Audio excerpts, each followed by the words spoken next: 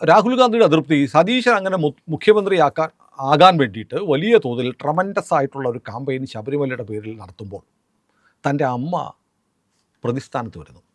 സോണിയാഗാന്ധിക്കെതിരെ വലിയ അലിഗേഷൻ വരുന്നു. Sonia Gandhi Z category സുരക്ഷയുള്ള സോണിയാഗാന്ധിയുടെ വീട്ടിൽ എങ്ങനെ ഉണ്ണികൃഷ്ണൻ പോറ്റി വന്നു എന്ന് മാത്രമല്ല അവരുടെ കയ്യിൽ ചരട് കെട്ടിക്കൊടുത്തു. ഇത് CPM വലിയ പ്രചരണം നടത്തിക്കൊണ്ടിരിക്കുകയാണ്. എന്തിന്? ശിവൻകുട്ടിയും MP രാജേഷും അടക്കമുള്ള മന്ത്രിമാർ നിയമസഭയിൽ പറഞ്ഞു സോണിയാഗാന്ധിയുടെ പങ്കിനെക്കുറിച്ച് അന്വേഷിക്കണം, സോണിയാഗാന്ധിയെ അറസ്റ്റ് ചെയ്യണം എന്ന് പറഞ്ഞു.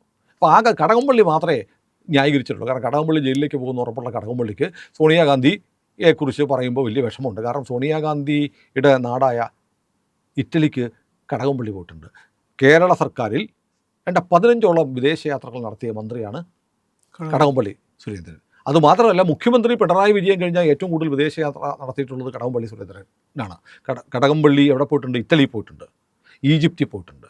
ഈജിപ്തും ഇറ്റലിയും ഈ പറയുന്ന ഈ പുരാവസ്തു വിഗ്രഹ കൊള്ളക്കാരുടെ സങ്കേതമാണ്.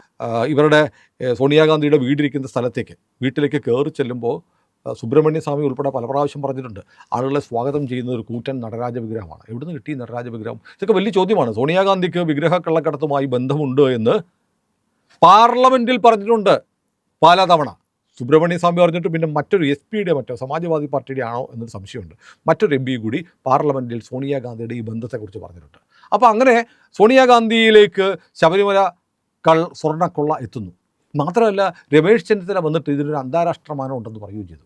ഇതെങ്ങനെ കിട്ടി? ഈ നടരാജ വിഗ്രഹം എങ്ങനെയാണ് സോണിയാഗാന്ധിയുടെ വീട്ടിലെത്തി എന്നുള്ള ചോദ്യവും ഇപ്പോൾ ഉയർന്നു വരുന്നുണ്ട്. അപ്പോൾ ശബരിമലയുടെ പേരിൽ വലിയ തോതിലുള്ള ആക്ഷേപം കോൺഗ്രസ് നടത്തുന്നു. കാരണം ശബരിമലയുടെ പേര് പറഞ്ഞ് അയ്യപ്പ വിശ്വാസികളായ ഹിന്ദുക്കളുടെ വോട്ട് നേടി അധികാരത്തിൽ വരാമെന്നാണ് ഹിന്ദു വിരുദ്ധരായ ലീഗ് പോലും വരുന്നത്.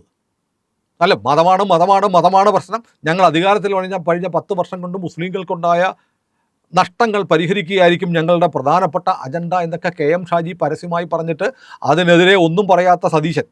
അപ്പോൾ അയ്യപ്പൻ്റെ പേര് പറഞ്ഞ് എങ്ങനെയെങ്കിലും അധികാരത്തിൽ വരാൻ കോൺഗ്രസ് കളിക്കുകയാണ്. പക്ഷേ ഇത് കൊള്ളുന്ന മുഴുവൻ രാഹുൽ ഗാന്ധിയുടെ നെഞ്ചത്തോട്ട്, രാഹുൽ ഗാന്ധിയുടെ അമ്മയുടെ തലയ്ക്കാണ് കൊള്ളുന്നത്.